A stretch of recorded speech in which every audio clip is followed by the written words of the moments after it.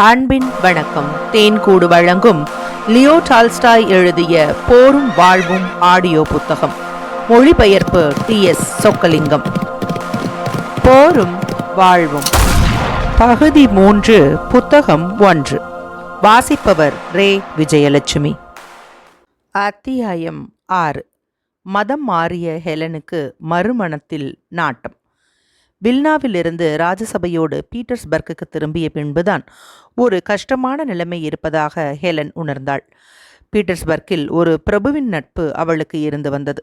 அந்த பிரபு ஏகாதிபத்தியத்தில் ஒரு உயர்தர பதவியை வகித்து வந்தார்.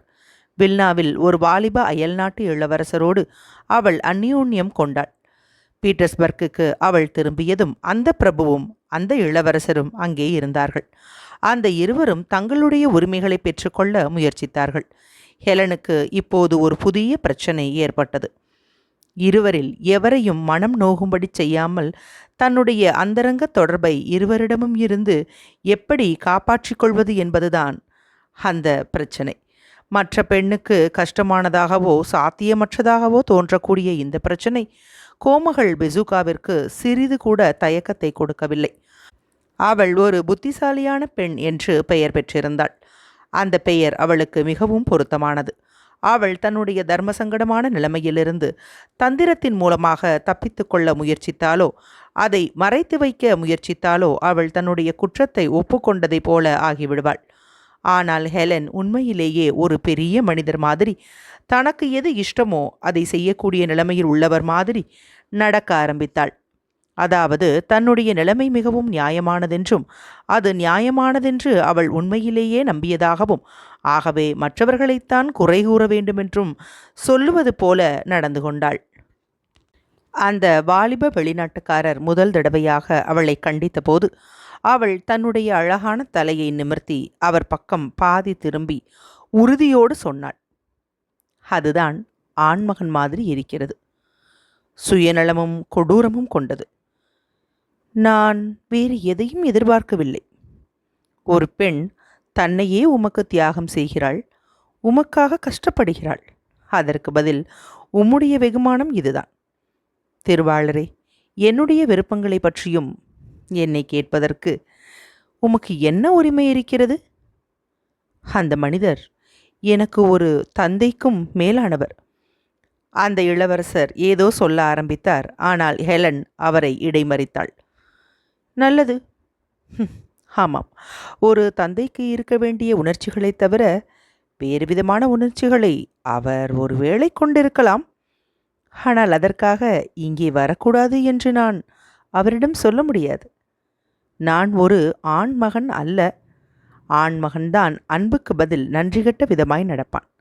திருவாளரே, என்னுடைய அந்தரங்கமான உணர்ச்சிகள் சம்பந்தப்பட்ட வரையில் நான் அவற்றிற்கு சொல்ல வேண்டியது கடவுளுக்கும் என்னுடைய மனசாட்சிக்குமே ஆகும். இதை நீர் அறிந்து கொள்ளும். அவளுடைய கையை அவளுடைய அழகான விரிந்த மார்பில் வைத்து மேலே பரலோகத்தை பார்த்தாள். ஆனால் கடவுளுக்காக நான் சொல்லுவதை கொஞ்சம் கவனித்து கேள். நீர் என்னை கல்யாணம் செய்து கொள்ளும்.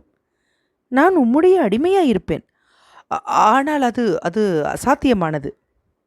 நீர் என்னை கல்யாணம் செய்து கொண்டு அதனால் உமக்கு மதிப்பு குறைவு ஏற்படுத்தி கொள்ள நீர் விரும்பவில்லை என்று ஹெலன் சொல்லி அழுவதற்கு ஆரம்பித்தாள். அந்த இளவரசர் அவளுக்கு தேர்தல் கூற முயற்சித்தார். ஆனால் ஹெலன் முற்றிலும் திகைப்பு கொண்டவளைப் போல தன்னுடைய கண்ணீருக்கு இடையில் தான் விவாகம் செய்து கொள்வதை தடுப்பதற்கு எதுவும் இல்லை என்று சொன்னாள். அம்மாதிரி விவாகம் செய்வதற்கு முன் ஆதாரங்கள் இருப்பதாகவும் கூறினாள். ஆனால் அதுவரை அம்மாதிரி ஆதாரங்கள் வெகு சொற்பமானவைகளே. ஆனால் அவள் நெப்போலியனையும் வேறு பல பிரபலஸ்தர்களையும் குறிப்பிட்டாள். அவள் அவளுடைய கணவருக்கு மனைவியாக இருந்ததே இல்லை என்றும் அவளை தியாகம் செய்துவிட்டார் என்றும் சொன்னாள். ஆனால் சட்டமும் மதமும் என்று இளவரசர் அதற்குள்ளாக அடிபணிய ஆரம்பித்து பேசலானார். சட்டமும் மதமும் விவாகம் செய்வதற்கு அவற்றால் முடியவில்லை என்றால் அப்புறம் அவையெல்லாம் எதற்காக உற்பத்தி செய்யப்பட்டிருக்கின்றன என்று ஹெலன் கேட்டாள். இம்மாதிரியாக வெகு எளிதான ஒரு எண்ணம் அவருக்கு அதுவரை தோன்றவில்லை. ஆகவே அதை கேட்டு அவர் ஆச்சரியப்பட்டார். பின்னால் இயேசு சங்கம் என்ற சங்கத்திற்கு அவர் மனு செய்து அதை பற்றி தமக்கு யோசனை கூறுமாறு கேட்டார். அந்த சங்கத்தோடு அவர் நெருங்கிய தொடர்பு வைத்து கொண்டிருந்தார். சில தினங்களுக்கு பின்னால் ஹெலன் தன்னுடைய கிராமாந்திர மாளிகையான ஸ்டோன் ஐலாண்ட் என்ற இடத்தில் உள்ள மாளிகையில் ஒரு விருந்து நடத்தி கொண்டிருந்தாள். விருந்திற்கு கவர்ச்சிகரமான திருவாளர் டிசாபெர்ட் விஜயமானார். அவர் வாலிபர் அல்ல. அவருடைய தலைமுடி பனி போல வெள்ளையாயிருந்தது. அவருடைய கண்கள் பிரகாசமாக கருப்பாக இருந்தன. அவர் ஒரு பாதிரி. வெளியே போகும் உடையை அணிந்திருந்தார். அவளிடம் அவரை அறிமுகம் செய்து வைத்தார்கள். அங்கே தோட்டத்தில் பிரகாசமாக விளக்குகள் போடப்பட்டிருந்தன. சங்கீதம் ஒரு பக்கத்தில் ஒலித்து கொண்டிருந்தது. அவர் அவளிடம் வந்து கடவுள் மீது அன்பு கொள்வதை பற்றியும் கிறிஸ்துவை பற்றியும் பரிசுத்த இருதயத்தை பற்றியும் வெகுநேரம் பேசிக்கொண்டிருந்தார்கள். கத்தோலிக்க மதம் ஒருவருக்கு இம்மையிலும் மறுமையிலும் அளிக்கக்கூடிய நன்மைகளை கூறிக்கொண்டிருந்தார். அவற்றை கேட்டு ஹெலனுக்கு உள்ளம் உருகியது. பல தடவை அவளுடைய கண்களில் கண்ணீர் நிறைந்து நின்றது. அந்த பாதிரியின் கண்களிலும் கண்ணீர் நிறைந்திருந்தது. அவர்களுடைய குரல்கள் நடுங்கிக் கொண்டிருந்தன. ஒரு நாட்டியத்திற்காக தம்முடன் வந்து ஆடும்படி ஒருவர் வந்து ஹெலனை கேட்டார். அவர் வந்தவுடன் அவர்கள் பேசிக்கொண்டிருந்த சம்பாஷணையை நிறுத்தி கொண்டார்கள். மறுநாள் மாலையில் அந்த பாதிரி மீண்டும் ஹெலன் தனிமையில் இருந்த பொழுது வந்து பார்த்தார். அதன் பின்னால் பல தடவை அவர் வந்து பார்த்திருக்கிறார். ஒரு நாள் அந்த கோமகளை ஒரு ரோமன் கத்தோலிக்க மாதா கோயிலுக்கு அவர் அழைத்து சென்றார். அங்கே அவள் பலிபீடத்திற்கு முன்னால் முழங்கால் படியிட்டாள். மந்திரம் சொல்லிக் கொண்டிருந்த நடுத்தர வயதுள்ள ஒரு பிரெஞ்சுக்காரர் தமது கைகளை அவளுடைய தலை மீது வைத்தார். அச்சமயம் அவள் தன்னுடைய உள்ளத்தில் ஏதோ ஒரு புதுமையான காற்று வீசுவதைப் போல உணர்வு பெற்றாள். இதுதான் பரிசுத்த அருள் என்று அவளுக்கு பின்னால் விளக்கிச் சொன்னார்கள். நீளமான அங்கி அணிந்த ஒரு பாதிரியார் அதன் பின்னால் அவளிடம் வந்தார். அவரிடம் அவள் பாவ மன்னிப்புக்காக ஒப்புதல் செய்தாள். அவளுடைய பாவங்களிலிருந்து அவளை அவர் விலக்கி மன்னிப்பு கொடுத்தார். மறுநாள் அவளுக்கு ஒரு பெட்டி வந்தது. அந்த பெட்டியில் பிரசாதம் இருந்தது. அதை அவள் உண்ண வேண்டுமென்று அனுப்பினார்கள். சில தினங்களுக்கு பின்னால் அவளை ரோமன் கத்தோலிக்க மாதா கோவிலில் சேர்த்து கொண்டதாக செய்தி வந்தது. அவளுக்கு அந்த செய்தி மகிழ்ச்சியை கொடுத்தது. இன்னும் சில தினங்களில் போப்பாண்டவரை அவள் விஷயத்தை கேட்டு அவளுக்கு ஒரு யாதாஸ்து அனுப்பப் போவதாக சொல்லப்பட்டது. அவள் இப்போதெல்லாம் வெள்ளை ஆடைகளையும் வெள்ளை ரிப்பன்களையும் அணிந்து வந்தாள். அந்த ஆடைகள் அவளுக்கு மகிழ்ச்சியை கொடுத்தன. ஆனால் அவளுடைய மகிழ்ச்சி அவளுடைய நோக்கத்தை ஒரு வினாடி கூட மறக்கும்படி செய்யவில்லை. அவளை சுற்றிலும் நடந்த காரியங்களும் அவள் மீது சிரத்தை கொண்ட பல புத்திசாலிகள் பண்பான இனிமையான வழிகளில் அவளிடம் பேசி வந்ததையும் வெண்மையான உடையில் புறாவை போன்ற பரிசுத்தத்துடன் அவள் இருப்பதாக சொல்லப்பட்டதும் அவளுக்கு மிகுந்த மகிழ்ச்சியை கொடுத்தன. தந்திரங்கள் செய்யும்போது ஒரு விஷயம் நடப்பதுண்டு. அதாவது, ஒரு முட்டாளானவன் ஒரு பெரிய புத்திசாலியை தோற்கடித்து விடுவான். கத்தோலிக்க மதத்திற்கு மாறிய பின்பு அவளிடமிருந்து அந்த பாதிரிகள் சங்கத்திற்கு பணம் பறிக்க வேண்டுமென்பதே அந்த இனிமையான வார்த்தைகளின் அந்த இனிமையான செய்கைகளின் நோக்கம் என்பதை ஹெலன் அறிந்து கொண்டாள். ஆனால் தான் அவர்களுக்கு பணம் கொடுப்பதற்கு முன்பாக தன்னுடைய கணவரிடமிருந்து தன்னை விடுதலையாக்கி விடுவதற்கு வேண்டிய நடவடிக்கைகளை செய்தாக வேண்டுமென்று அவள் சொன்னாள். அவளுடைய கருத்தில் ஒவ்வொரு மதத்தினுடைய நோக்கமும் மனித உள்ளங்களுக்கு திருப்தியை அளிக்கக்கூடிய விதத்தில் சில ஒழுங்குகளை நிலைநிறுத்த வேண்டும் என்பதே ஆகும் என்று தோன்றியது. இந்த நோக்கத்தோடு அவள் தனக்கு பாவ மன்னிப்பை கொடுத்த பாதிரியோடு பேசிக்கொண்டிருந்த போது இதற்கு பதில் கூறும்படியும் தன்னுடைய விவாகத்தினால் தான் எவ்வளவு தூரம் கட்டுப்பட்டிருக்கிறாள் என்பதை கூறும்படியும் அவள் கேட்டாள். அந்தி மயங்கும் வேளையில் வரவேற்பு அறையில் ஜன்னலுக்கு பக்கத்தில் அவர்கள் உட்கார்ந்திருந்தார்கள். புஷ்பங்களின் நறுமணம் அந்த ஜன்னல் வழியாக உள்ளே வந்து கொண்டிருந்தது. ஹெலன் ஒரு வெள்ளை உடையை அணிந்திருந்தாள்.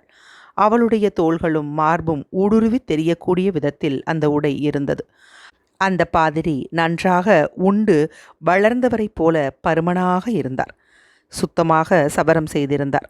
அவருடைய உறுதியான வாய் அழகாய் இருந்தது. அவளுடைய வெள்ளை கைகள் அவருடைய முட்டுகளின் மீது அசையாமல் கிடந்தன. அவர் ஹெலனுக்கு பக்கத்தில் நெருங்கி உட்கார்ந்திருந்தார்.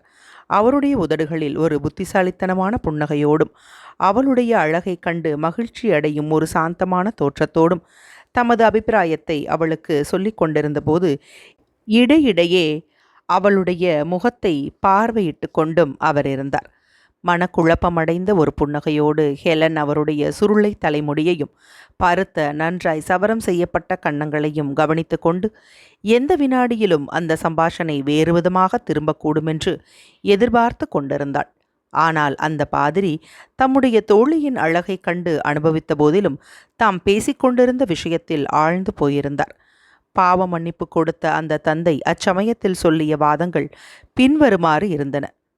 நீ செய்த சத்தியத்தின் முக்கியத்துவத்தை உணராமல் இல்லற வாழ்க்கையில் விசுவாசத்தோடு இருப்பதாக ஒரு மனிதருக்கு பிரமாணம் செய்தாய். ஆனால் அந்த மனிதர் அந்த விசுவாசத்தினால் ஏற்படக்கூடிய மத முக்கியத்துவத்தில் நம்பிக்கை இல்லாதவராய் இருந்தார். அதனால் அவர் அபசாரம் செய்தவராகிறார். ஆகவே 2 பிரமாணங்களை அந்த விவாகத்தில் காணவில்லை. இருந்தாலும் நீ செய்து கொடுத்த பிரமாணம் உன்னை கட்டுப்படுத்துவதாய் இருக்கிறது. பின்னால் அதிலிருந்து நீ தவறி இருக்கிறாய். அம்மாதிரி நீ செய்த பாவம் எப்படிப்பட்ட பாவமாயிருக்கிறது? ஒரு கடுமையான குற்றத்தை நீ செய்தாயா அல்லது லேசான குற்றத்தை செய்தாயா? நீ செய்த பாவம் லேசானது. ஏனெனில் நீ அதை கெட்ட எண்ணத்தோடு செய்யவில்லை. இப்போது குழந்தைகள் பெற வேண்டும் என்ற நோக்கத்தோடு மட்டும் நீ விவாகம் செய்வாயானால் உன்னுடைய பாவம் மன்னிக்கப்படும். ஆனால் அந்த பிரச்சனை மீண்டும் 2 விஷயங்களை கொன்றது. ஒன்று, இதை கேட்பதில் ஹெலன் களைப்படைந்தவளாக திடீரென்று தனது கவர்ச்சிகரமான புன்னகையை காட்டி கேட்டாள். ஆனால் நான் இப்போது உண்மையான மதத்தில் சேர்ந்து விட்டபடியால் பழைய பொய்யான மதத்தின்படி என் மீது விதிக்கப்பட்ட நிபந்தனைகளுக்கு இப்போது நான் கட்டுப்பட வேண்டியது இல்லை என்று நினைக்கிறேன். அவளுடைய மனசாட்சிக்கு வழிகாட்டி வந்த அந்த பாதிரியார் அந்த விஷயத்தை இவ்வளவு எளிதாக தம்மிடம் அவள் எடுத்து காட்டியதைக் கண்டு திகைத்து போனார். தம்முடைய சிஷ்யையின் இந்த விதமான எதிர்பாராத வேகமான முன்னேற்றத்தைக் கண்டு அவர் மகிழ்ச்சி கொண்டார். ஆனால் அவர் அவ்வளவு தூரம் கஷ்டப்பட்டு கட்டி வந்த அந்த வாத கோபுரத்தை திடீரென்று அவரால் விட முடியவில்லை.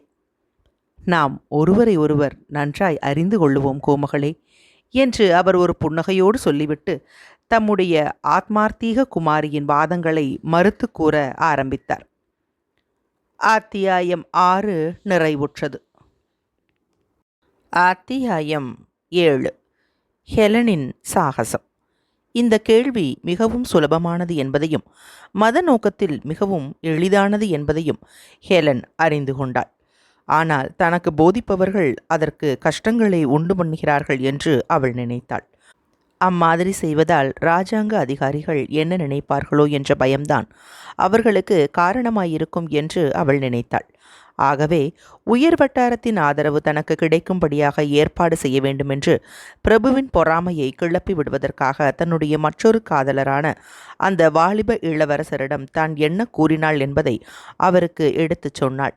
அதாவது, அவளை விவாகம் செய்வது ஒன்றினால்தான் அவள் மீது உரிமை ஏற்பட முடியும் என்று அவர் புரிந்து கொள்ளும்படி சொன்னாள். முதலில் அந்த வயோதிக பிரபுவுக்கு இதை கேட்டதும் தூக்கி வாரி போட்டது. அந்த கோமுகளின் கணவர் உயிரோடு இருக்கும்போது அம்மாதிரி விவாகம் செய்வது சரியல்லவென்று அந்த வாலிபரைப் போலவே அவர் நினைத்தார். ஆனால் ஒரு கன்னியை விவாகம் செய்வது எவ்வளவு சுலபமோ அதே மாதிரி தன்னை விவாகம் செய்வதும் சுலபமானதும் இயற்கையானதுமான விஷயம் என்று உறுதியாகச் சொன்னாள். ஆகவே அந்த பேச்சு அந்த வயோதிகரையும் அசைத்தது. ஹெலன் அச்சமயத்தில் சிறிதளவு கூட தயக்கத்தையோ வெட்கத்தையோ காட்டியிருப்பாளானால் அல்லது இரகசியமாக நடப்பது போல காட்டியிருப்பாளானால் அவளுடைய கட்சி நிச்சயமாக தோற்று போயிருக்கும். ஆனால் வெட்கத்தையோ இரகசியமாக செய்வதைப் போலவோ காட்டக்கூடிய எந்தவிதமான அறிகுறிகளையும் அவள் செய்யவில்லை. அதற்கு மாறாக ஒரு நல்ல குணம் படைத்த அப்பாவி மாதிரி தன்னுடைய அந்தரங்க நண்பர்களிடம் பேச ஆரம்பித்தாள். அதாவது, இளவரசரும் பிரபுவும் விவாகம் செய்ய வேண்டுமென்று தன்னை கேட்டுக்கொள்வதாகவும் தான் இருவரையுமே காதலிப்பதாகவும் ஆகவே இருவரில் எவருக்கும் மனம் நோகும்படி நடந்து கொள்ள முடியாமல் இருப்பதாகவும் சொல்லி வந்தாள். உடனே பீட்டர்ஸ்பர்க் பூராவாக ஒரு வதந்தி பரவியது. ஹெலன் தன்னுடைய கணவரிடமிருந்து விவாகரத்து செய்து கொள்ள விரும்புகிறாள் என்பது அந்த வதந்தி அல்ல. அம்மாதிரி வதந்தி ஏற்பட்டிருக்குமானால் அவளுடைய சட்டவிரோதமான நோக்கத்திற்கு பலமான எதிர்ப்பு தோன்றியிருக்கும். ஆனால் இப்போது பரப்பிவிடப்பட்ட வதந்தி வேறு விதமானது. 2 மனிதர்களில் யாரை கல்யாணம் செய்து கொள்வது என்று தெரியாமல் ஹெலன் கஷ்டப்படுவதாகவும் அவளுடைய நிலைமை பரிதாபமாயிருப்பதாகவும் வதந்தி பரவியது. அம்மாதிரி செய்வது சாத்தியமா என்ற கேள்வியே இப்போது கேட்கப்படவில்லை. இருவரில் யாரை விவாகம் செய்து கொள்ளலாம் என்பதை பற்றியும் அம்மாதிரி விவாகம் ராஜசபையில் எம்மாதிரி எடுத்துக்கொள்ளப்படும் என்பதை பற்றியுமான பேச்சே பரவி வந்தது. அந்த பிரச்சனையில் அவ்வளவு தூரம் தங்களுடைய அபிப்பிராயத்தை சொல்லுவதற்கு முடியாமல் சில கடுமையான பேர்வழிகள் இருந்தார்கள் என்பது உண்மையே. ஏனெனில் அம்மாதிரி விவாகம் செய்வது விவாகத்தின் புனிதத்தன்மையையே அழிப்பதாகும் என்று அவர்கள் நினைத்தார்கள். ஆனால் அம்மாதிரி பேசுகிறவர்கள் அதிகமாக இல்லை. அதனால் அவர்கள் மௌனமாய். ஆனால் பெரும்பான்மையானோர் ஹெலனுடைய க்ஷேமத்தில் அக்கறை கொண்டவர்களாக இருந்தார்கள். ஆகவே இருவரில் யாரை அவள் விவாகம் செய்வதால் அவளுக்கு நன்மை ஏற்படும் என்பதிலேயே அவர்களின் கவனம் சென்றது. கணவர் உயிரோடு இருக்கும்போது மீண்டும் விவாகம் செய்வது சரியா தப்பா என்ற விஷயத்தை பற்றி அவர்கள் விவாதிக்கவில்லை. ஏனெனில் அந்த விஷயம் முன்பே உங்களையும் என்னையும் விட புத்திசாலிகளான மக்களால் தீர்மானிக்கப்பட்டு விட்டதைப் போலவே அவர்கள் நினைத்து கொண்டிருந்தார்கள். தீர்மானிக்கப்பட்ட அந்த விஷயத்தின் தகுதியை பற்றி மீண்டும் வாதித்து கொண்டிருப்பது உயர்வட்டாரத்தில் தாங்கள் வாழ்வதற்கு அருகதையற்றவர்கள் என்பது போல தங்களுடைய முட்டாள்தனத்தையும் அறிவீனத்தையும் வெளிப்படுத்துவதாய் இருக்கும் என்று நினைத்து அவர்கள் மௌனமாயிருந்தார்கள். மரியா டிமிட்ரிவ்னா அக்ராசிமாவா ஒருவள்தான் அந்த பொதுவான அபிப்பிராயத்திற்கு விரோதமாக தெளிவாக தன்னுடைய அபிப்பிராயத்தை சொன்னாள். அவள் பீட்டர்ஸ்பர்க்குக்கு அந்த வசந்த காலத்தில் தன்னுடைய குமாரர்களில் ஒருவரை பார்ப்பதற்காக வந்தாள். ஒரு நடன மண்டபத்தில் ஹெலனை சந்தித்து அந்த மண்டபத்தின் மத்தியில் நிறுத்தி அங்கிருந்த பொதுவான நிசப்த நிலைமையில் தன்னுடைய கரகரத்த தொனியில் பேசினாள். ஆகவே உயிரோடு இருக்கிறவர்களின் மனைவிகள் எல்லாம் மீண்டும் விவாகம் செய்து கொள்ள ஆரம்பித்து விட்டார்களோ? ஒருவேளை ஏதோ புதிதாக ஒன்றை கண்டுபிடித்ததாக நினைத்து கொண்டிருக்கலாம். ஆனால் எனது அன்பே, உனக்கு முன்பே இந்த காரியம் கண்டுபிடிக்கப்பட்டிருக்கிறது. வெகு காலத்திற்கு முன்பே இக்காரியத்தை பற்றி சிந்தித்திருக்கிறார்கள். இன்னும் கூட இந்த காரியத்தை எல்லா விபச்சார விடுதிகளிலும் செய்து வருகிறார்கள். மரியா டிமிட்ரிவ்னா இம்மாதிரி சொல்லிவிட்டு தன்னுடைய சட்டையின் அகன்ற கைகளை வழக்கம் போல பயமுறுத்தும் தோரணையில் மடக்கிவிட்டு கொண்டு கடுமையான தோற்றத்தோடு சுற்றிலும் பார்த்துவிட்டு அந்த அறையை கடந்து போனாள். மரியா டிமிட்ரிவ்னாவை பற்றி மக்கள் பயம் கொண்டிருந்த போதிலும் பீட்டர்ஸ்பர்க்கில் அவளை ஒரு கோமாளி என்றே கருதி வந்தார்கள். ஆகவே அவள் சொன்னவைகளில் ஒரு விகாரமான வார்த்தையை மட்டும் அவர்கள் மெதுவான குரலில் திரும்ப திரும்ப சொல்லி வந்தார்கள். அதாவது அந்த வார்த்தையில்தான் அவளுடைய அபிப்பிராயம் முழுவதற்கும் உள்ள கொடுக்கு இருப்பதாக அவர்கள் நினைத்தார்கள். சமீப காலமாக இளவரசர் வசைலிக்கு தாம் என்ன சொன்னார் என்பது அடிக்கடி மறந்து போகிறது. ஆகவே ஒரே விஷயத்தை திரும்ப திரும்ப 100 தடவை அவர் சொல்லி கொண்டிருப்பார். அவருக்கு சந்தர்ப்பம் வாய்க்கிற பொழுதெல்லாம் அவருடைய குமாரியிடம் பின்வருமாறு அவர் பேசி வந்தார். ஹெலன், நான் உன்னிடம் ஒரு வார்த்தை பேச வேண்டும் என்று சொல்லி அவளை தனியாக அழைத்துச் சென்று அவளுடைய கையை கீழ்நோக்கி இழுப்பார். நான் சில விஷயங்களை பற்றி கேள்விப்பட்டேன். உனக்கு தெரியும். நல்லது. எனது அன்பான குழந்தையே, உன்னுடைய தந்தையின் இருதயம் எம்மாதிரி மகிழ்ச்சி பெறுகிறது என்பது உனக்கு தெரியும். அதாவது நீ ரொம்பவும் கஷ்டமடைந்து போனாய். ஆனால் என்னுடைய அன்பான குழந்தையே, நீ உன்னுடைய உள்ளத்தை மட்டும் ஆலோசனை கேட்க வேண்டும். நான் சொல்லக்கூடியது அவ்வளவுதான் என்று எப்போதும் ஒரே விதமான உணர்ச்சியை காட்டும் அவருடைய தோற்றத்தை மறைத்து கொண்டு தம்முடைய கன்னத்தை தமது குமாரியின் கன்னத்தில் அழுத்திவிட்டு அங்கிருந்து போவார். பிளைபின் என்பவர் மிகுந்த புத்திசாலியான மனிதர் என்ற புகழ்ச்சியை இன்னும் இழந்து விடவில்லை. ஹெலனுக்கு எப்போதுமே உள்ள கொஞ்சம் கூட வெறுப்பு அற்ற நண்பர்களில் அவர் ஒருவர். அம்மாதிரி மனிதர்கள் எக்காலத்திலும் காதலர்களாக மாற முடியாது. அவர் ஒரு தடவை ஹெலனுடைய விஷயத்தை பற்றி தம்முடைய அபிப்பிராயத்தை கூறினார். அச்சமயம் அங்கே மிகுந்த அந்யோன்யமான நண்பர்கள் ஒரு சிறு கூட்டமாக கூடியிருந்தார்கள். பிளைபின், கவனித்து கேளும் என்று ஹெலன் சொன்னாள். அவள் எப்போதும் அம்மாதிரிதான் தன்னுடைய நண்பர்களை குடும்பப் பெயர் சொல்லி அழைப்பது வழக்கம். தன்னுடைய மோதிரம் அணிந்த வெள்ளை விரல்களினால் அவருடைய சட்டையின் கையை பற்றி சொன்னாள். நீர் உமது சகோதரிக்கு சொல்லுகிற மாதிரி எனக்கு பதில் சொல்ல வேண்டும். அதாவது இந்த விஷயத்தில் நான் என்ன செய்வது? இருவரில் நான் யாரை தேர்ந்தெடுக்க வேண்டும் என்று கேட்டாள். பிளைபின் தமது நெற்றியை சுருக்கி கொண்டு சிறிது யோசனை செய்தார். அவருடைய உதடுகளில் புன்னகை காணப்பட்டது. நீ மாதிரி கேட்டதனால் நான் ஆச்சரியமடைந்து விடவில்லை. ஒரு உண்மையான நண்பன் என்ற முறையில் உன்னுடைய விஷயத்தை பற்றி நான் பல தடவை சிந்தித்திருக்கிறேன். நீ அந்த வாலிபரான இளவரசரை விவாகம் செய்தால் என்று சொல்லிவிட்டு ஒரு விரலை மடக்கினார். இனிமேல் உன் ஆயுள் பூராவாக மற்றவர்களை மனம் செய்து கொள்வதற்கான சந்தர்ப்பத்தை இழந்து விடுவாய். அது மட்டுமல்ல, ராஜசபையின் அதிருப்தியை நீ பெறுவாய். இந்த விஷயத்தில் அந்த ராஜசபைக்கு ஒருவித தொடர்பு இருக்கிறது என்பது உனக்கு தெரியும். ஆனால் அந்த வயோதிக பிரபுவை விவாகம் செய்தால் அவருடைய கடைசி காலத்தை மகிழ்ச்சியானதாக செய்ய முடியும். அதை தவிர அந்த பிரபுவின் விதவை என்ற முறையில் அந்த இளவரசர் உன்னை மீண்டும் கல்யாணம் செய்து கொள்ள விரும்பக்கூடும் என்று பிளைபின் சொல்லிவிட்டு தமது நெற்றியை தடவிவிட்டார். அவர்தான் உண்மையான நண்பர் என்று ஹெலன் சொல்லி மகிழ்ச்சி கொண்டு மீண்டும் அவருடைய சட்டை கையை தொட்டாள். ஆனால் உமக்கு தெரியும், நான் இருவரையும் காதலிக்கிறேன். இருவரில் யாருக்கும் வருத்தம் கொடுக்க நான் விரும்பவில்லை. அவர்கள் இருவருடைய சந்தோஷத்திற்காக நான் என்னுடைய வாழ்க்கையை கொடுக்க தயார் என்றாள். பிளைபின் தமது தோள்களை குலுக்கினார். அதாவது, இந்த கஷ்டத்திற்கு தாம் கூட ஒரு உதவியும் செய்ய முடியாது என்று சொல்வதைப் போல அது இருந்தது. மகா சாமர்த்தியமான ஒரு பெண். அதாவது விஷயத்தை வெகு தெளிவாக போட்டுவிட்டாள். அவள் 3 பேர்களையும் ஏக காலத்தில் விவாகம் செய்து கொள்ள விரும்புகிறாள் என்று அவர் நினைத்தார். உனது கணவர் இதை பற்றி என்ன சொல்வார் என்பதை எனக்கு சொல்லு என்று பிளைபின் கேட்டார். அவருடைய புகழ் மிகுந்த பலமாக ஸ்தாபிக்கப்பட்டு விட்டபடியால் அம்மாதிரியான கேள்வியை கேட்பதற்கு அவர் பயப்படவில்லை. இந்த விவாகத்திற்கு அவர் சம்மதிப்பாரா? ஹோ, அவர் என்னை அவ்வளவு தூரம் காதலிக்கிறார் என்று ஹெலன் சொன்னாள். என்ன காரணத்தினாலோ பியர் கூட தன்னை காதலிப்பதாக ஹெலன் நினைத்தாள். எனக்காக எதை வேண்டுமானாலும் அவர் செய்வார். பிளைபின் மீண்டும் தமது நெற்றியை சுருக்கி ஏதோ ஒன்றை தமாஷாக சொல்ல தயாரானார்.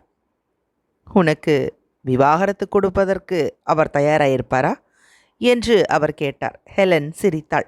அந்த விவாகத்தின் நியாயத்தை பற்றி சந்தேகம் கொள்ளுபவர்களில் ஹெலனுடைய தாயாரான இளவரசி குராக்கினாவும் ஒருவள்.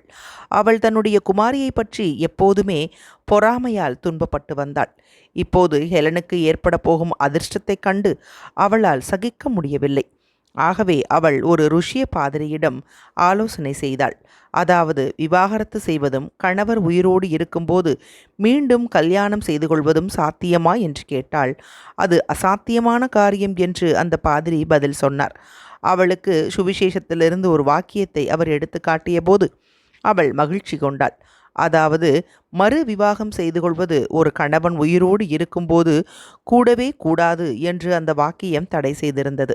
இந்த வாதங்களை ஒருவராலும் எதிர்த்து பேச முடியாது என்ற உறுதியோடு அவள் தன்னுடைய குமாரியின் வீட்டிற்கு ஒரு நாள் காலையில் அவளை தனியாக சந்திப்பதற்காக வந்தாள்.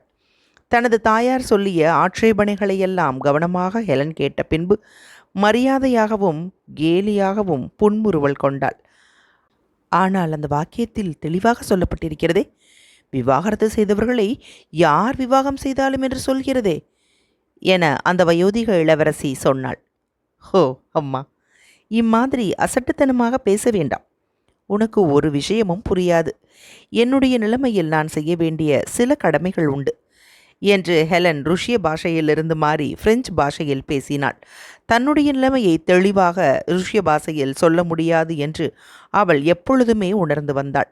பிரெஞ்சு பாஷைதான் அவளுக்கு சரளமாக தோன்றியது. ஆனால் எனது அன்பே, ஓ அம்மா, பரிசுத்த பிதாவை நீ எப்படி அறிந்து கொள்ளாமல் இருக்கிறாய்? அவர்தான் எல்லாவற்றிற்கும் அனுமதி கொடுக்கும் உரிமை உள்ளவர். அச்சமயத்தில் ஹெலனோடு வசித்து வந்த ஒரு தோழி மேன்மை தங்கியவர் நடன மண்டபத்தில் இருப்பதாகவும் அவர் அவளை பார்க்க விரும்புவதாகவும் கூறினாள். இல்லை, நான் அவரை பார்க்க விரும்பவில்லை என்று அவரிடம் சொல். அவர் தாம் சொன்ன சொல்லை நிறைவேற்றாமல் இருப்பதற்காக நான் கோபமாயிருக்கிறேன் என்று ஹெலன் கூறினாள். கோமகளே, ஒவ்வொரு பாவத்திற்கும் மன்னிப்பு உண்டு என்று அழகிய தலைமுடியை கொண்ட வாலிபர் சொல்லிக்கொண்டே அறைக்குள் நுழைந்தார். அவருடைய முகமும் மூக்கும் நீளமாக இருந்தன. வயோதிக இளவரசி எழுந்து மரியாதையோடு அவருக்கு தலை வணங்கினாள். அந்த வாலிபர் அவளை கொஞ்சமும் கவனிக்கவில்லை. வயோதிக இளவரசி தமது குமாரியிடம் தலையை ஆட்டிவிட்டு அந்த அறையிலிருந்து வெளியே போனாள். ஆமாம், அவள் சொல்வது சரிதான் என்று அந்த வயோதிக இளவரசி நினைத்தாள். மேன்மை தங்கியவரின் தரிசனத்தை பார்த்ததும் அவளுடைய ஆட்சேபனைகள் எல்லாம் மறைந்து போயின.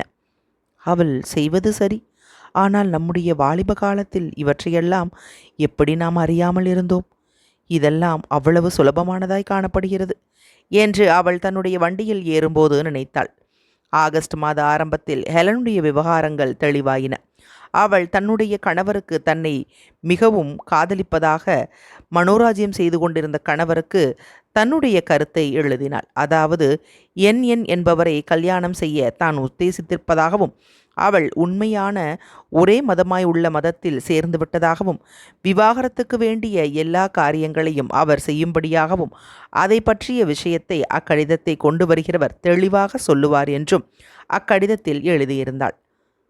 ஆகவே நண்பரே, அந்த கடவுளின் சக்தி வாய்ந்த பராமரிப்பில் உம்மை வைத்து கொள்ளும்படி நான் அவரை பிரார்த்திக்கிறேன். உம்முடைய சிநேகிதி ஹெலன். பியரின் வீட்டிற்கு இந்த கடிதம் கொண்டு வரப்பட்டது. ஆனால் அவர் அச்சமயத்தில் பாராடினோ யுத்த களத்தில் இருந்தார். அத்தியாயம் 7 நிறைவுற்றது. அத்தியாயம் 8. பியர் மஜாய்ஸ்கில் இரவை கழித்தார். பாரடினோ போர் முடிவடையும் தருணத்தில் ராயேவ்ஸ்கியின் பீரங்கி படை தளத்திலிருந்து 2வது தடவையாக பியர் கீழே இறங்கி ஓடி வந்தார்.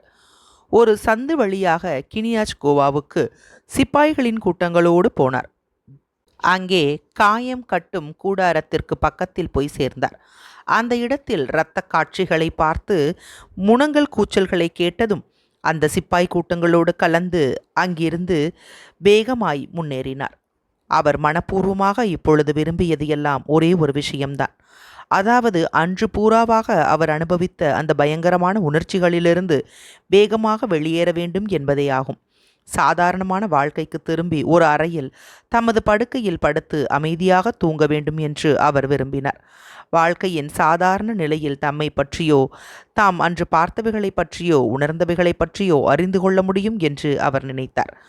ஆனால் அந்த வாழ்க்கையின் சாதாரண நிலைமைகளை அவரால் எங்கும் கண்டுபிடிக்க முடியவில்லை. அவர் போய்கொண்டிருந்த அந்த ரஸ்தாவுக்கு மேலாக பீரங்கி வெடிகுண்டுகளோ துப்பாக்கி குண்டுகளோ பறந்து ஊதலிட்டு கொண்டு போகவில்லை. ஆனால் ஒரு யுத்த களத்தில் என்னென்ன காணப்படுமோ அவையெல்லாம் அவரை சுற்றி எல்லா பக்கங்களிலும் காணப்பட்டன. அதே மாதிரியான துன்பங்கள், களைப்புகள், விசித்திரமான பாராமுகமான முகங்கள், இரத்த காட்சிகள், சிப்பாய்களின் மேலங்கிகள் ஆகியவை காணப்பட்டன. சுடுகிற சப்தங்கள் தூரத்தில் கேட்டபோது அவை இன்னமும் பியருக்கு பீதியை உண்டு பண்ணின. துர்வாடையும் தூசியும் வீசிக்கொண்டிருந்தன. மஜாய்ஸ்க் ரஸ்தா வழியாக 2 மைல் தூரம் போனதும் தெரு வழியில் பியர் அமர்ந்தார். அந்தி வேளை வந்துவிட்டது. பீரங்கிகளின் முழக்கங்கள் மறைந்து போயின. தமது முழங்கையில் சாய்ந்து கொண்டு வெகுநேரம் வரையில் பியர் படுத்திருந்தார். அந்த இருட்டில் தம்மை கடந்து போகும் நிழல்களை நோக்கி கொண்டிருந்தார். ஒரு பீரங்கி குண்டு பயங்கரமாய் ஊதிக்கொண்டு தம்மை நோக்கி பறந்து வருவதாக இடைவிடாமல் அவர் மனோராஜ்யம் செய்து கொண்டிருந்தார். திடீரென்று உடல் பதறி எழுந்து உட்கார்ந்தார். அவர் எவ்வளவு நேரம் அங்கே இருந்தார் என்பது அவருக்கு தெரியாது. நள்ளிரவில் 3 சிப்பாய்கள் விறகுகளை எடுத்துக்கொண்டு அவருக்கு பக்கத்தில் வந்து அமர்ந்து தீ மூட்டினார்கள். அந்த சிப்பாய்கள் பியரை கடை கண்களால் நோக்கினார்கள். அவர்கள் மூட்டிய தீ எரிய ஆரம்பித்ததும் அதில் ஒரு இரும்பு பாத்திரத்தை வைத்து அந்த பாத்திரத்திற்குள் காய்ந்து போன ரொட்டிகளை துண்டாக்கி போட்டார்கள். சிறிது கொழுப்பையும் அதில் போட்டார்கள். கொழுப்பு வாசனையும் புகை வாசனையும் கலந்து வீசியது. பியர் எழுந்து உட்கார்ந்து பெருமூச்சு விட்டார். அந்த 3 சிப்பாய்களும் தின்று கொண்டும் தங்களுக்குள் பேசிக்கொண்டும் இருந்தார்கள். பியரை அவர்கள் கவனிக்கவில்லை. "நீர் யார்?" என்று திடீரென்று அவர்களில் ஒருவன் கேட்டான். அவர்கள் கேட்டதாவது, "உமக்கு உண்பதற்கு விருப்பமானால் உமக்கும் கொடுக்கிறோம். ஆனால் நீர் யோக்கியமானவர்தானா என்பதை எங்களுக்கு சொல்ல வேண்டும்" என்று கூறுவதைப் போல இருந்தது. நான் என்று பியர் சொன்னார். தனது சமூக அந்தஸ்தை எவ்வளவு தூரம் குறைக்க முடியுமோ அவ்வளவு தூரம் குறைத்து இந்த சிப்பாய்களின் அந்தஸ்திற்கு நெருங்கி வரும்படி செய்து தம்மை அவர்கள் நன்றாக புரிந்து கொள்ளும்படி செய்ய வேண்டும் என்று உணர்ந்தார். "நான் ஒரு பாதுகாப்பு படை அதிகாரி. ஆனால் என்னுடைய மனிதர்கள் இங்கே இல்லை. நான் போருக்கு வந்தேன். அவர்களிடமிருந்து பிரிந்து விட்டேன்." "அப்படியா?" என்று ஒருவன் கேட்டான். மற்றொருவன் தலையை ஆட்டினான். "இதில் கொஞ்சம் சாப்பிடுகிறீரா?" என்று முதலில் கேட்ட சிப்பாய் கேட்டான். தன்னிடம் இருந்த மர அகப்பையை சுத்தமாக நக்கி அதை பியரிடம் கொடுத்தான். அந்த நெருப்பின் பக்கத்தில் பியர் அமர்ந்து உணவை சாப்பிட ஆரம்பித்தார். இதுவரை அவர் சாப்பிட்ட எதையும் விட அது மிகுந்த ருசியாய் இருக்கிறது என்று அவர் நினைத்தார். அவர் அங்கு அமர்ந்து குனிந்து ஆசையோடு கரண்டி கரண்டியாக எடுத்து வாயில் போட்டு சுவைத்தார். அச்சமயம் அந்த நெருப்பினால் அவருடைய முகம் நன்றாய் தெரிந்தது. அவரை மௌனமாக சிப்பாய்கள் பார்த்து கொண்டிருந்தார்கள். நீர் எங்கே போக வேண்டும், எங்களுக்கு சொல்லும் என்று அவர்களில் ஒருவன் கேட்டான். மஜாய்ஸ்கிற்கு போக வேண்டும். நீர் ஒரு பிரபு அல்லவா? ஆம். உமது பெயர் என்ன? பீட்டர் கிரைலிச். நல்லது பீட்டர் கிரைலிச், எங்களோடு வாரும். உம்மை அங்கே கொண்டு போய் சேர்க்கிறோம். அந்த கும்மிருட்டில் அந்த சிப்பாய்கள் பியரோடு மஜாய்ஸ்கிற்கு நடந்து போனார்கள். அவர்கள் மஜாய்ஸ்கிற்கு அருகில் சென்று அந்த பட்டணத்திற்கு போவதற்காக செங்குத்தான குன்றில் ஏறிக்கொண்டிருந்த போது சேவல்கள் கூவிக்கொண்டிருந்தன. தாம் இறங்கியிருந்த ஹோட்டல் அந்த குன்றின் கீழே இருந்தது என்பதையும் அதை கடந்து தாம் வந்துவிட்டதையும் முற்றிலும் மறந்து அந்த சிப்பாய்களோடு பியர் போய்க் கொண்டிருந்தார். அவருடைய மறதி அவ்வளவு தூரம் இருந்தது. குன்றின் மேல் ஏறும்போது பாதி வழியில் அவருடைய குதிரைக்காரனை அவர் சந்தித்திருக்காவிட்டால் வெகுநேரம் வரை அந்த நினைவு அவருக்கு தோன்றியே இருக்காது. அவருடைய குதிரைக்காரன் அந்த பட்டணத்தில் போய் அவரை தேடிவிட்டு ஹோட்டலுக்கு திரும்பிக் கொண்டிருந்தான். அந்த இருட்டில் பியரின் வெள்ளை தொப்பியை கொண்டு அவரை குதிரைக்காரன் அடையாளம் கண்டுகொண்டான். மேன்மை தங்கியவரே, நாங்கள் அதைரியம் கொள்ள ஆரம்பித்தோம். நீர் எப்படி நடந்து வரும்படி நேரிட்டது? நீர் எங்கே போய்க் கொண்டிருக்கிறீர் என்று அவன் கேட்டான். ஓ ஆம் என்று பியர். சிப்பாய்கள் நின்றார்கள். அப்படியானால் உம் ஆட்களை நீர் கண்டுபிடித்து விட்டீர் அல்லவா என்று அவர்களில் ஒருவன் கேட்டான். நல்லது, போய் வருகிறோம் பீட்டர் கிரைலிச், அப்படித்தானே? போய் வருகிறோம் பீட்டர் கிரைலிச் என்று மற்றவர்களும் சொல்லியதை பியர் கேட்டார். போய் வாருங்கள் என்று சொல்லிவிட்டு தமது குதிரைக்காரனோடு, அவர்களுக்கு நான் ஏதாவது கொடுத்திருக்க வேண்டும் என்று பியர் நினைத்து தமது ஜேபிகளை தடவினார். இல்லை, கொடுக்காமல் இருப்பது நல்லது என்று மற்றொரு உள்ளொளி கூறியது. அந்த ஹோட்டலில் ஒரு அறை கூட கிடைக்கவில்லை. எல்லாம் நிறைந்திருந்தது. பியர் முற்றத்திற்கு போனார். தலையிலிருந்து கால்வரை தம்மை மூடிக்கொண்டு தமது வண்டியில் படுத்தார். அத்தியாயம் 8 நிறைவுற்றது. அத்தியாயம் 9. பியர் மாஸ்கோ திரும்புதல். பியர் தமது தலையை தலையணையில் சாய்க்கும் போதே தூங்கிவிட்டார்.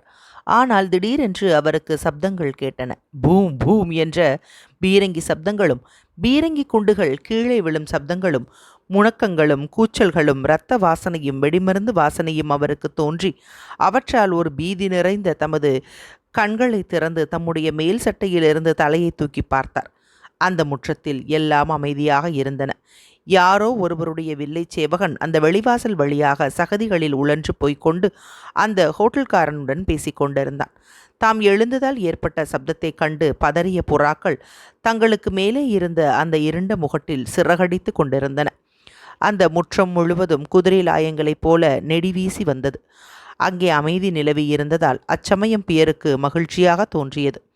கூரை சாய்ப்புகளுக்கு இடையே தோன்றிய நட்சத்திரங்கள் நிறைந்த தெளிவான வானத்தை அவரால் பார்க்க முடிந்தது. கடவுளுக்கு நன்றி, அம்மாதிரி காரியங்கள் முடிந்துவிட்டன என்று கூறி மீண்டும் தமது தலையை மூடிக்கொண்டார். ஓ, பயம் என்பது எவ்வளவு பயங்கரமான விஷயம்! அதற்கு நான் பணிந்து கொடுத்தது எவ்வளவு வெட்கக்கேடான விஷயம்! ஆனால் அவர்கள் கடைசி வரையில் எவ்வளவு உறுதியாக அமைதியாக நிற்கிறார்கள் என்று அவர் நினைத்தார். அந்த பீரங்கி படையில் இருந்தவர்களையும் தமக்கு உணவு கொடுத்தவர்களையும் அந்த தெய்வச் சிலை முன்பாக வணங்கியவர்களையுமே அவர்கள் என்று பியர் நினைத்தார். அவர்களை, அந்த விசித்திரமான மனிதர்களை இதற்கு முன்பாக பியருக்கு தெரியாது. என்றாலும் அவர்கள் மற்றவர்களை விட தெளிவாக அவருடைய மனக்கண் முன்பாக தோன்றினார்கள். ஒரு சிப்பாயாக, வெறும் சிப்பாயாக என்று பியர் மீண்டும் தூங்க ஆரம்பிக்கும் போது எண்ணினார். அந்த பொதுவான வாழ்க்கையில் பூராவாக ஈடுபட வேண்டுமானால் அவர்களை அம்மாதிரி ஈடுபடும்படி செய்யக்கூடிய இரகசியத்தை அறிய வேண்டும். ஆனால் என் மீது இருக்கும் இந்த வேண்டாத விஷயங்களையெல்லாம் எப்படி தவிர்ப்பது? என்னுடைய தந்தையிடமிருந்து நான் ஓடிப்போயிருக்கலாம், அல்லது டோலக்காவுடன் டூயல் சண்டை செய்த பின்பு நான் ஒரு சிப்பாயாக இராணுவத்தில் சேர்ந்திருக்க வேண்டும். இங்கிலீஷ் கிளப்பில் நடந்த டின்னரும் டோலக்காவை போருக்கு அழைத்ததுமாகிய நினைப்புகள் அவருடைய மனதில் திடீரென்று தோன்றின. அதன் பின்னால் அவருடைய நன்மையாளரான டார்ஜோக் என்பவரை பற்றிய நினைவு அவருக்கு ஏற்பட்டது. அதன் பின்னால் ஃப்ரீமேசன் சங்கத்தில் நடந்த ஒரு சடங்கை பற்றிய நினைப்பும் அவருக்கு தோன்றியது. அந்த கூட்டம் இங்கிலீஷ் கிளப்பில் நடந்தது. தமக்கு நெருங்கியவராகவும் அன்பானவராகவும் உள்ள ஒருவர் அந்த மேஜையின் கோடியில் இருந்தார். ஆம், அவரேதான். அவர்தான் என்னுடைய நன்மையாளர். ஆனால் அவர் இறந்து போனார். ஆம், அவர் இறந்து போனார். அவர் உயிரோடு இருப்பதற்காக நான் எவ்வளவு மகிழ்ச்சி அடைகிறேன் என்று அவர் நினைத்தார். அந்த மேஜையின் ஒரு பக்கத்தில் அனட்டோலும் டோலக்காவும் நெஸ்வேட்ஸ்கியும் டெனிசோவும் இன்னும் அவர்களைப் போன்ற மனிதர்களும் காணப்பட்டார்கள். அவருடைய கனவில் இந்த மனிதர்கள் எல்லாம் முன்னால் குறிப்பிட்ட அவர்கள் என்ற கோஷ்டியில் சேர்ந்தவர்களாக காணப்பட்டார்கள். அனட்டோலும் டோலக்காவும் உரத்த குரலில் பாடிக்கொண்டும் கூச்சலிட்டு கொண்டும் இருந்ததை அவர் கேட்டார். ஆனால் இந்த கூச்சல்களுக்கு இடையில் அவருடைய நன்மையாளர் எப்பொழுதும் பேசிக்கொண்டிருந்த வார்த்தைகள் அவருக்கு தெளிவாக கேட்டு வந்தன.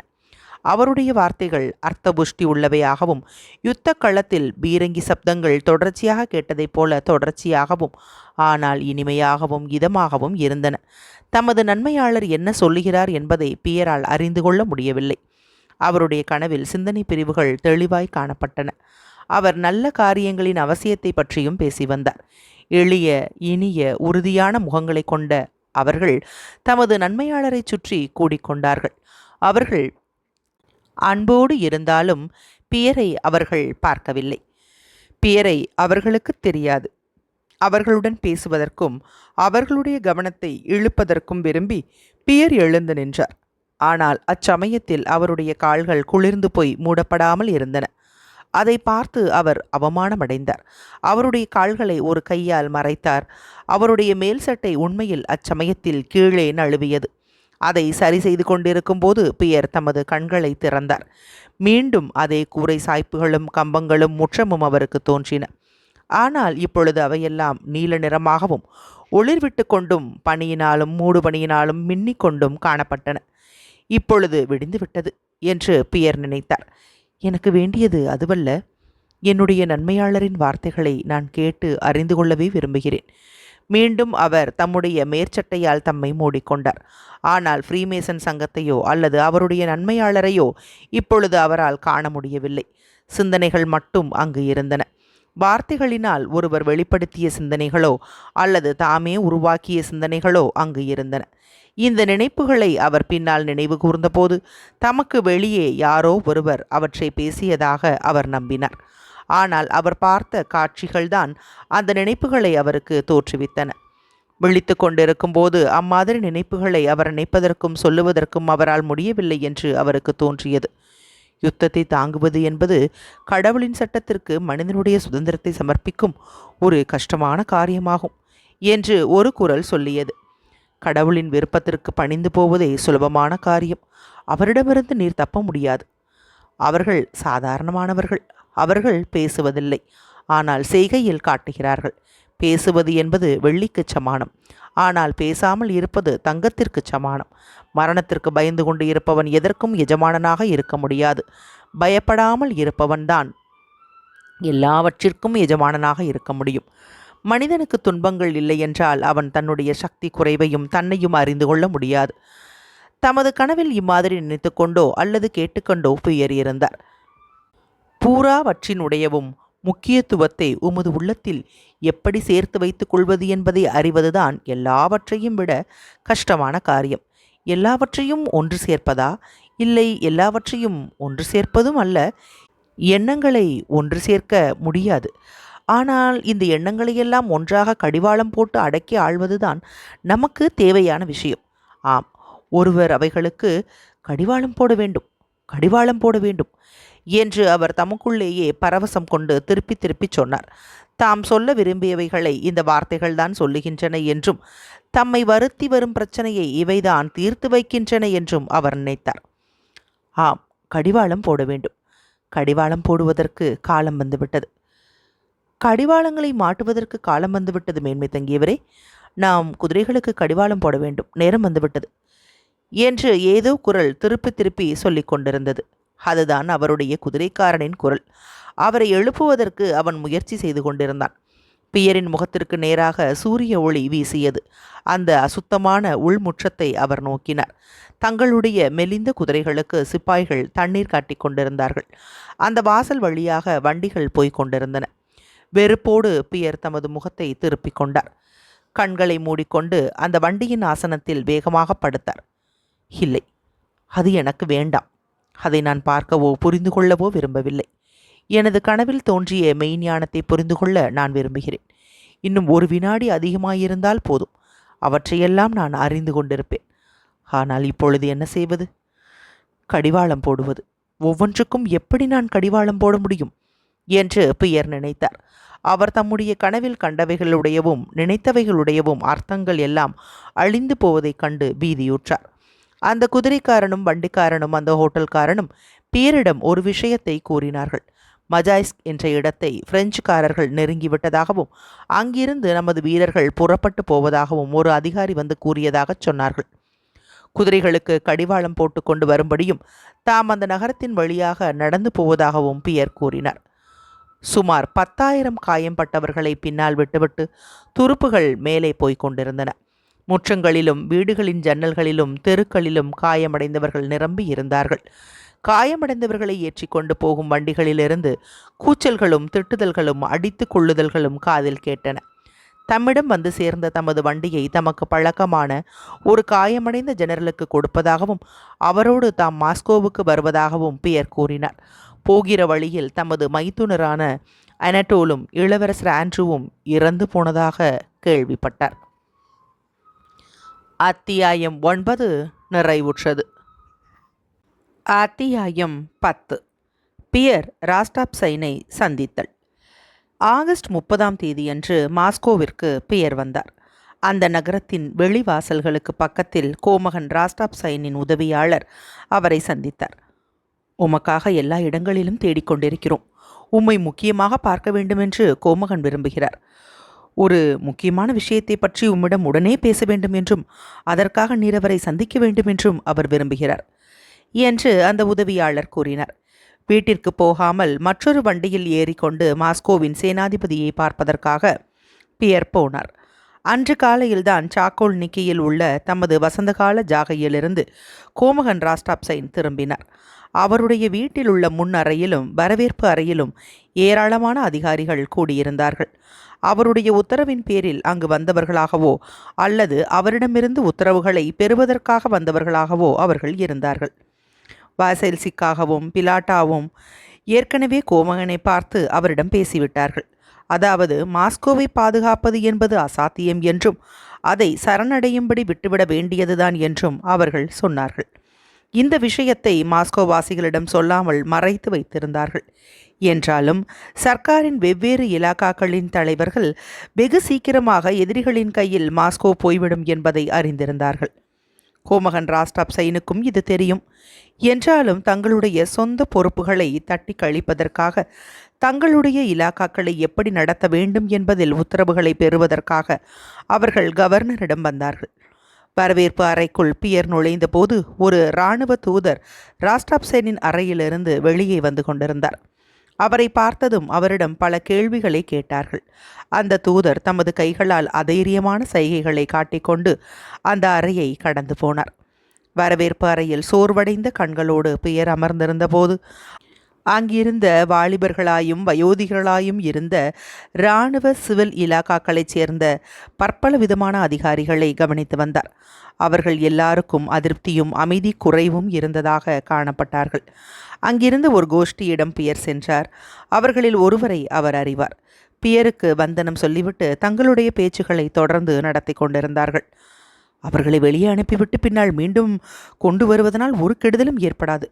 ஆனால் விஷயங்கள் இப்பொழுது இருக்கிற நிலைமையை பார்த்தால் அதற்கு ஒருவராலும் பதில் சொல்ல முடியாது. ஆனால் அவர் என்ன எழுதுகிறார் என்பதை நீர் பாரும் என்று தமது கையில் இருந்த ஒரு அச்சடித்த காகிதத்தை சுட்டிக்காட்டி மற்றொருவர் சொன்னார். அது வேறு விஷயம். அது மக்களுக்கு அவசியமாயிருக்கிறது என்று முதலில் பேசியவர் கூறினார். அது என்ன விஷயம் என்று பியர் கேட்டார். ஓ, அது ஒரு புதிய பிரகடனம். அதை பியர் வாங்கி வாசிக்க ஆரம்பித்தார். அதாவது, மஜாய்ஸ்க் வழியாக கலங்காத மேன்மை தங்கியவர் சென்றார். தம்மை நோக்கி வரும் துருப்புகளை சந்திப்பதற்காக அவர் போனார். அவரை எதிரி சீக்கிரமாக தாக்க முடியாதபடி ஒரு பலமான இடத்தில் அவர் அரண் அமைக்கப் போகிறார். இங்கிருந்து அவருக்கு 48 பீரங்கிகளும் அவற்றிற்கு வேண்டிய குண்டுகளும் அனுப்பப்பட்டிருக்கின்றன. கடைசி சொட்டு ரத்தம் இருக்கிற வரையில் மாஸ்கோவை தாம் பாதுகாக்கப் போவதாக கலங்காத மேன்மை தங்கியவர் சொல்லுகிறார். தெருக்களில் நின்று கூட அவர் யுத்தம் செய்ய தயாராயிருக்கிறார். கோர்ட்டுகள் மூடப்பட்டதற்காக சகோதரர்களே, நீங்கள் கலங்க வேண்டாம். காரியங்களையெல்லாம் ஒழுங்காக அமைத்தாக வேண்டும். போக்கிரிகள் தலை நீட்டினால் அவர்களை நாங்கள் பார்த்து கொள்கிறோம். சமயம் வரும்போது நகரத்தில் உள்ள வாலிபர்களும் விவசாய வாலிபர்களும் எனக்கு அவசியமாயிருக்கும். 1-2 நாட்களுக்கு முன்பாகவே நான் அதை தெரிவிப்பேன். இன்னமும் அவர்களுக்கான அவசியம் வரவில்லை. அதனால் நான் பேசாமல் இருக்கிறேன். கோடாலி உபயோகமாயிருக்கும். வேட்டையாடும் ஈட்டி கூட மோசமானது அல்ல. ஆனால் 3 கவர் பிளந்த கம்பு எல்லாவற்றையும் விட அதிக உபயோகமாயிருக்கும்.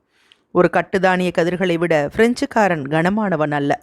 நாளை டின்னருக்கு பின்னால் தேவமாதாவின் இபரியன் சிலையை கேத்ரின் ஆஸ்பத்திரியில் உள்ள காயம்பட்டவர்களிடம் நான் கொண்டு போவேன். ஜெபிக்கப்பட்ட தண்ணீரை அவர்கள் மீது தெளிப்போம். அவர்கள் சீக்கிரம் குணமாவதற்கு அது உபயோகமாயிருக்கும். நானும் இப்பொழுது சௌக்கியமாயிருக்கிறேன். எனது ஒரு கண்ணிலிருந்த வியாதி குணமாய்விட்டது. இப்பொழுது 2 கண்களாலும் நான் கவனித்து வருகிறேன். நகருக்குள் போர் செய்வது என்பது அசாத்தியம் என்று இராணுவ அதிகாரிகள் என்னிடம் சொன்னார்கள்.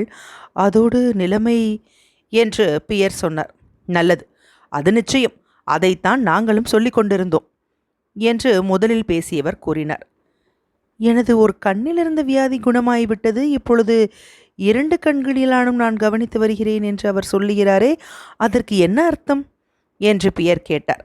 கோமகனுக்கு ஒரு கண்ணில் கண் கட்டி இருந்தது. அவருக்கு என்ன செய்கிறது என்று மக்கள் கேட்கிறார்கள் என அவரிடம் நான் சொல்லிய போது அவர் எரிச்சல் கொண்டார். அது இருக்கட்டும் கோமகனே என்று அந்த உதவியாளர் புன்னகையோடு திடீரென்று பியரை பார்த்து பேசினார். உம்முடைய குடும்பத்தில் தொல்லைகள் ஏற்பட்டிருப்பதாக நாங்கள் கேள்விப்படுகிறோம். கோமகளாகிய உமது மனைவி? நான் எதையும் கேள்விப்படவில்லை என்று சிரத்தை இல்லாமல் பியர் பதிலளித்தார். ஆனால் நீங்கள் என்ன கேள்விப்பட்டீர்கள்? ஓ, நல்லது. மக்கள் தாங்களாகவே விஷயங்களை உற்பத்தி செய்வார்கள் என்பது நீர் அறிந்தது.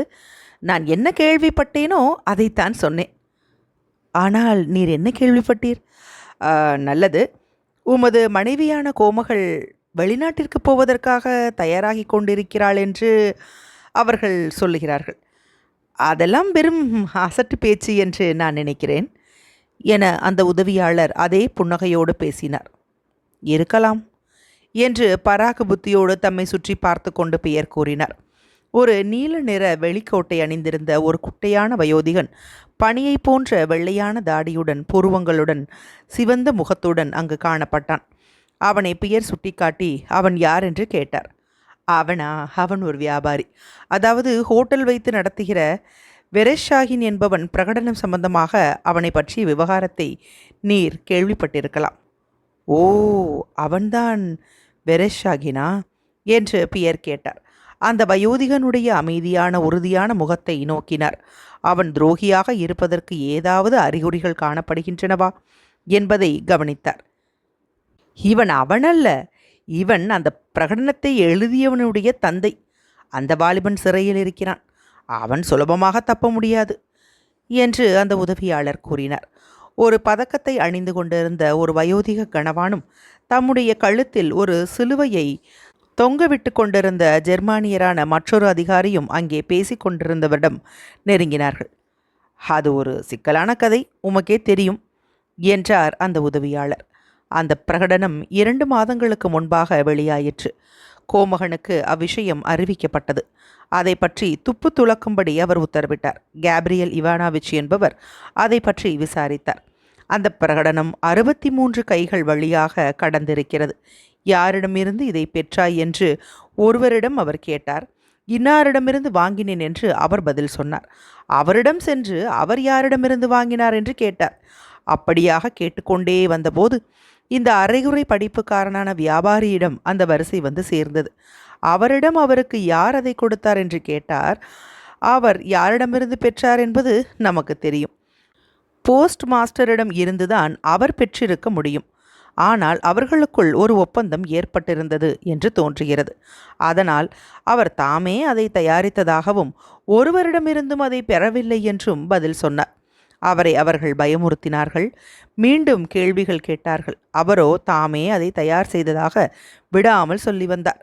இதை கோமகனுக்கு அறிவித்தார்கள். அவர் இந்த மனிதரை அழைத்து, நீர் யாரிடமிருந்து அந்த பிரகடனத்தை பெற்றீர் என்று கேட்டார். நானே அதை எழுதினேன் என்று அந்த மனிதர் பதில் சொன்னார். கோமகனை தான் உமக்கு தெரியுமே என்று அந்த உதவியாளர் மகிழ்ச்சியாக பெருமை கொண்ட புன்னகையோடு பேசினார். கோமகன் உடனே பயங்கரமாக வெகுண்டு எழுந்தார். அந்த மனிதரின் பிடிவாதத்தையும் பொய்க்கூற்றையும் அகம்பாவத்தையும் கொஞ்சம் நினைத்து பாரும். ஆனால் கோமகன் அதை கிளியுசாராவிடமிருந்து பெற்றதாக சொல்ல வேண்டுமென்று விரும்பினார் அல்லவா? எனக்கு புரிகிறது என்று பியர் சொன்னார். இல்லவே இல்லை என்று பீதியோடு அந்த உதவியாளர் பதிலளித்தார். கிளியுசாரியோ இந்த விஷயம் இல்லாமலேயே அவர் செய்த வேறு குற்றங்களுக்கு பதில் சொல்லியாக வேண்டும். அதனால்தான் அவரை நாடு கடத்தினார்கள். விஷயம் என்னவென்றால், கோமகனுக்கு இந்த காரியம் மிகுந்த எரிச்சலை கொடுத்தது. உம்மால் இதை எழுதியிருக்க எப்படி முடியும் என்று அவர் கேட்டார். தமது மேஜை மீது கிடந்த ஹாம்பக் கெஜெட்டை எடுத்தார். இதோ இருக்கிறது. இதை நீராக எழுதவில்லை. நீர் மொழிபெயர்த்து இருக்கிறீர். உமக்கு பிரெஞ்சு பாஷை கூட தெரியாது. அதனால் வெறுக்கத்தக்க விதமாக மொழிபெயர்த்து இருக்கிறீர். முட்டாள் என்றார். நீர் என்ன நினைக்கிறீர்? இல்லை, நான் எந்த பத்திரிகையையும் வாசிக்கவில்லை. நானே தான் அதை எழுதினேன் என்று அந்த மனிதர் பதில் சொன்னார். உடனே கோமகன், அப்படியானால் நீர் ஒரு தேச துரோகி. உம்மை விசாரணை செய்ய சொல்லுவேன். நீர் தூக்கிலிடப்படுவீர். யாரிடமிருந்து அதை பெற்றீர் என்பதை இப்பொழுது சொல்லும் என்று கேட்டார். உடனே அந்த மனிதர், நான் எந்த பத்திரிகையையும் வாசிக்கவில்லை, நானே தான் அதை எழுதினேன் என்று மறுபடியும் சொன்னார். அதோடு அந்த பேச்சு முடிந்தது. அவருடைய தந்தையை கோமகன் வரவழைத்தார். ஆனால் அந்த மனிதர் தாம் பிடித்த பிடியிலிருந்து மாறவில்லை. அதன் பின்னால் அவர் விசாரணை செய்யப்பட்டு கடுங்காவல் தண்டனை அடைந்தார் என்று நினைக்கிறேன். அந்த மனிதனுக்காக பரிந்து பேச இப்பொழுது அவருடைய தந்தை வந்திருக்கிறார். அந்த வாலிபர் ஒன்றுக்கும் உபயோகமில்லாத ஆசாமி. வியாபாரியின் மகனாயிருந்து டம்பாச்சாரியாகவும் பெண் வேட்டைக்காரராகவும் இருக்கிறார்கள்.